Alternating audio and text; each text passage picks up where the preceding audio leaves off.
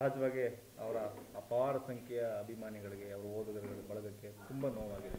ಒಂದು ಸಲ ಕುವೆಂಪು ಹೇಳ್ದಂಗೆ ಆಗುನಿ ಅನಿಕೇತನ ಅನ್ನೋ ಥರದಲ್ಲಿ ಭೈರಪ್ಪನವರು ವಿಶೇಷವಾದಂಥ ಒಂದು ಗೌರವಸ್ಥಾದಂತಹ ಅವರು ಮನುಷ್ಯರು ಅನ್ನೋಕ್ಕಿಂತ ದೈವ ಸ್ವರೂಪಿ ಅಂತಲೂ ನಾವು ತಿಳ್ಕೊಬೋದು. ಅವರು ಸಾರ್ವಸ್ವತ ಲೋಕಕ್ಕೆ, if you going to consider whatever the thing novels what he had return, that itself replicate what is the real life of an ordinary person, and he is going to take an ordinary person to the extraordinary way, and he himself, it is the first icon in the throughout the life. ಈಗ Booker already Banu Mushtaq ಒಂದು tweet ಮಾಡ್ಕೊಂಡಿದ್ದಾರೆ. Muslim ಕುಟುಂಬ ಒಂದ್ರ ಬಗ್ಗೆ study ಮಾಡೋ ಸಲುವಾಗಿ ಅವ್ರ ಮನೆಯಲ್ಲಿ ಒಂದು ವಾರ ಉಳ್ಕೊಂಡಿದ್ರು ಅಂತೇಳಿ. ಇದ್ರ ಬಗ್ಗೆ ತಮ್ಗೆ ಗೊತ್ತಾಗಿದೆ? ಈ ಒಂದು ವಿಷಯದಲ್ಲಿ ಒಂದು ಸಲ ಇಂಟ್ರಾಕ್ಷನ್ ಮಾಡಿದಾಗ ಹೇಳಿದ್ದಾರೆ. ಇವಾಗ ಯಾವುದೇ ಒಂದು ವಿಷಯದಲ್ಲಿ ಈಗ ಅವರು ವಿಶೇಷ ಸಂಸ್ಕೃತಿಯಾದಂಥ ಬ್ರಾಹ್ಮಣ ಜನಾಂಗದಲ್ಲೇ ನಮ್ಮ ಒಡನಾಟದಲ್ಲೇ ನಾವು ನಮ್ಮ ಒಂದು ಗೋತ್ರದಲ್ಲೇ ನಾವು ಅವರು ಜನನವಾಗಿದ್ದರೂ ಸಹ ಅವರು ಕೇವಲ ಒಂದೇ ಒಂದು ಬ್ರಾಹ್ಮಣ ವಿಷಯದಲ್ಲಿ ಅವರು ಯಾವುದೇ ಕಾರಣದಿಂದ ಅದನ್ನೇ ಗ್ರೇಟ್ ಅನ್ನೋದಲ್ಲೂ ಎಲ್ಲೂ ಸಹ ನಿಮ್ಮ ಹತ್ರ ಕಂಡುಬರೋದು ಇಲ್ಲ. ಫಾರ್ ಎಕ್ಸಾಂಪಲ್ ದಾಟುನಲ್ಲಿ ಬರಬೇಕಾದ್ರೆ ಅವರು ದಲಿತ ಸಂಸ್ಕೃತಿಯನ್ನು ಸಹ ಎಂಟರ್ಟೈನ್ ಮಾಡಿದ್ದಾರೆ. ಇವರ ಒಂದು ವ್ಯಕ್ತಿ ಸಾಹಿತ್ಯದಲ್ಲಿ ಅಥವಾ ಕಂಪ್ಲೀಟಾಗಿ ಸಾಹಿತ್ಯ ದೃಷ್ಟಿಯಲ್ಲಿ ನಾವು ನೋಡಬೇಕಾದ್ರೆ ಇವರು ತನ್ನದೇ ಆದಂಥ ವೇದಲ್ಲಿ ಹಿಸ್ಟಾರಿಕಲ್ ಸೆನ್ಸ್ನ ಫಸ್ಟ್ ಅಬ್ಸರ್ವ್ ಮಾಡ್ತಾರೆ.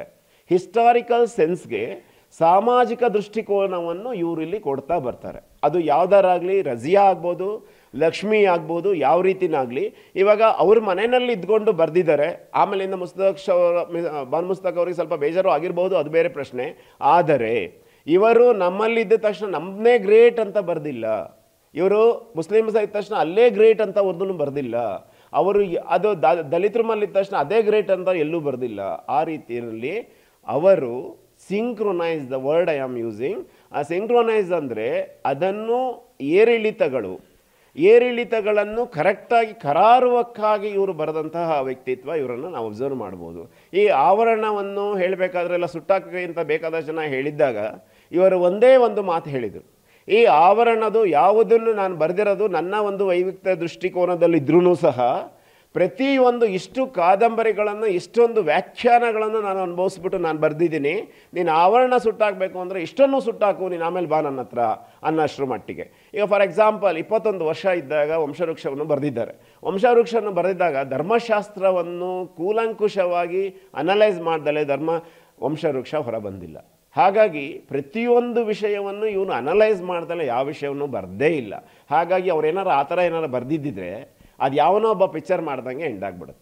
ನಾವಿನ್ನು ನೋಡಬೇಕಾದ್ರೆ ಈಗ ಒಂದೊಂದು ವಿಷಯ, ಫಾರ್ ಎಕ್ಸಾಂಪಲ್ ಯಾವುದನ್ನೇ ನೀವು ಕನ್ಸಿಡರ್ ಮಾಡಿದ್ರೆ, ದೂರ ಸರಿದರೂ ಆಗಿರಬಹುದು ಅಥವಾ ವಂಶವೃಕ್ಷನೂ ಆಗಿರಬಹುದು. ನಾವು ಕೆಲವೊಂದು ಸಲ ನಾವಿಲ್ಲಿ ಯಾರಿಗಾರು ಮಕ್ಕಳಿಗೆ ಹೇಳಬೇಕಾದ್ರೆ ಹೇಳ್ತೀವಿ, ನಾವು ಮುಂಚೆ ಒಂದು ಪ್ಯಾರಾಗ್ರಾಫ್ ಓದಿದ ತಕ್ಷಣ ಅದ್ರ ಕ್ಲೈಮ್ಯಾಕ್ಸ್ ಏನು ಅದೆಲ್ಲ ಗೊತ್ತಾಗ್ಬಿಡುತ್ತೆ ಅಂತ. ಆದರೆ ಭೈರಪ್ಪನವರ ಸಾಹಿತ್ಯ ಕೃಷಿನಲ್ಲಿ ನೀವು ಒಂದೇ ಒಂದು ವಿಷಯವನ್ನು ಇಂಟ್ರೊಡಕ್ಟರಿ ಲೈನ್ಸು ಅಥವಾ ಇಂಟ್ರೊಡಕ್ಟರಿ ಪ್ಯಾರಾಗ್ರಾಫ್ ಓದಿದ ತಕ್ಷಣ ಫೈನಲ್ ಆಗಿ ಏನಾಗುತ್ತೆ ಅಂತ ಗೊತ್ತಾಗೋದೇ ಇಲ್ಲ. ಅದು ಯಾಕೆ ಆ ಥರ ಬರುತ್ತೆ ಅಂದರೆ ಟರ್ನ್ ಆ್ಯಂಡ್ ಟ್ವಿಸ್ಟಿಂಗ್ಸ್ ತಗೊಂಡೋಗುತ್ತೆ. ಅದು ಓದುಗರನ್ನು ಹಿಡಿದಿರುವಂತಹ ಒಂದು ತನ್ನದೇ ಆದಂಥ ವ್ಯಕ್ತಿತ್ವ ಸ್ವರೂಪವನ್ನು ಭೈರಪ್ಪನವರು ಅವರ ಕಾವ್ಯ ಸಂಸ್ಕೃತಿನಲ್ಲಿ ಬೆಳೆಸ್ಕೊಂಡಿದ್ದಾರೆ. ಹಾಗಾಗಿ ರಸಧ್ವನಿ ಅದರೊಳಗಡೆ ಇದೆ.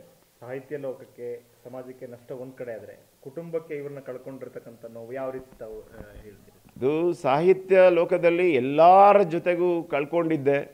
ಆದ್ರೂ ಸಹ ಈಗ ನಮ್ಮ ಕುಟುಂಬಸ್ಥರಲ್ಲೂ ಸಹ ತನ್ನದೇ ಆದಂಥ ವೇನಲ್ಲಿ ಅದು ಎಷ್ಟು ಮಟ್ಟಿಗೆ ಅಂತಲೇ ಹೇಳೋಕ್ಕೆ ಆಗೋದಿಲ್ಲ.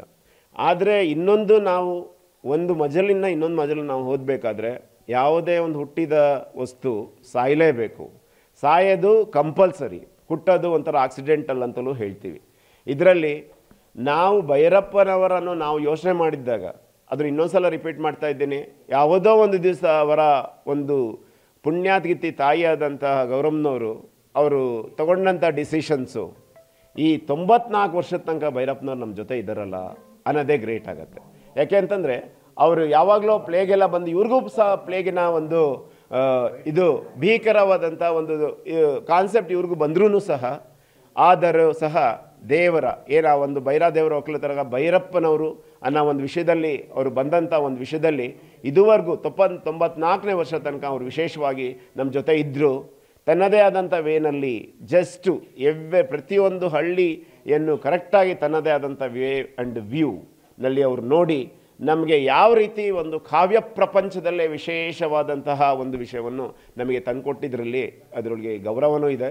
ಇವತ್ತು ಯಾವುದೇ ಕಾರಣದಿಂದ ಎಲ್ಲರೂ ಸಾಯಲೇಬೇಕು, ಸತ್ತಾದ ಮೇಲೂ ಸಹ ಆ ಆತ್ಮ ಅನ್ನೋದು ಅವರು ಬರೆದಂಥದ್ದು ಪ್ರತಿ ಹಿಂಗೆ ಶೇಕ್ಸ್ಪಿಯರ್ ಲಿಟ್ರೇಚರ್ ಇವತ್ತು 200 ವರ್ಷ ಆದರೂ ಎಷ್ಟು ಇದೆಯೋ ಅದೇ ಥರ ಭೈರಪ್ಪನ ಕಾದಂಬರಿನೂ ಸಹ ವರ್ಷಗಟ್ಟಲೆ ವಿಜೃಂಭಿಸಲಿ, ಎಲ್ಲ ಕಾಲಿಕಕ್ಕೂ ಆ ಒಂದು ಸರ್ವತೋಮುಖವಾಗಿರುತ್ತೆ ಅದು ಅನ್ನೋ ಥರದಲ್ಲಿ ನಾನು ಯೋಚನೆ ಮಾಡ್ತಾ ಇದ್ದೇನೆ ಲಿಟ್ರೇಚರಲ್ಲಿ. ಹಾಗಾಗಿ ಅವರ ಸಾವಿನ ಬಗ್ಗೆ ದುಃಖನೂ ಇದೆ, ಆ ದುಃಖಕ್ಕಿಂತ ಮಿಗಿಲಾಗಿ ಅವರ ಒಂದು ಶ್ಲಾಘನೀಯವಾದಂತಹ ಒಂದು ಕಾವ್ಯ ಸಂಸ್ಕೃತಿ, ಕಾವ್ಯ ಪ್ರಪಂಚಕ್ಕೆ ಕೊಟ್ಟಂತಹ ಒಂದು ವಿಶೇಷವಾದಂಥ ವ್ಯಕ್ತಿತ್ವ, ಅವರ ಒಂದು ಲಿಟ್ರೇಚರ್ ಜರ್ನಿ ಸ್ಟಾರ್ಟ್ ಆಗಿದ್ದಂತಹ ಸತ್ಯ ಸೌಂದರ್ಯ ತತ್ವಶಾಸ್ತ್ರ, ಸತ್ಯ ಸೌಂದರ್ಯಕ್ಕಿರುವಂತಹ ಒಂದು ವೆಯ್ಟ್ ಏನು, ಸೌಂದರ್ಯ ಅಂದರೆ ನಾವು ಡಿಫೈನ್ ಮಾಡ್ಬೋದಾ, ಸೌಂದರ್ಯ ಅಂದ್ರೇನು, ಸತ್ಯ ಅಂದ್ರೇನು, ಇಷ್ಟರ ಮಟ್ಟಿಗೆ ಅವ್ರು ಕೊಟ್ಟಂಥ ವಿಷಯಗಳು ಒಂದೊಂದು ಪದಗಳು ನಮ್ಮ ಒಂದು ಸೆರೆಬ್ರಮಲ್ಲಿ ಯಾವಾಗಲೂ ಇರುತ್ತೆ ಅನ್ನೋ ಥರದಲ್ಲಿ, ಹಾಗಾಗಿ ಅವ್ರು ಯಾವಾಗಲೂ ನಮ್ಮ ಜೊತೆ ಇದ್ದಾರೆ ಅನ್ನೋ ಥರದಲ್ಲಿ ನಾನು ಅದನ್ನು ಹೇಳ್ತೀನಿ. ನನ್ನ ಹೆಸರು ಶ್ರೀಕಾಂತ್ ಫ್ರಮ್ ಬೆಂಗಳೂರು ಆ್ಯಂಡ್ ಸಂತೇಶ್ವರ.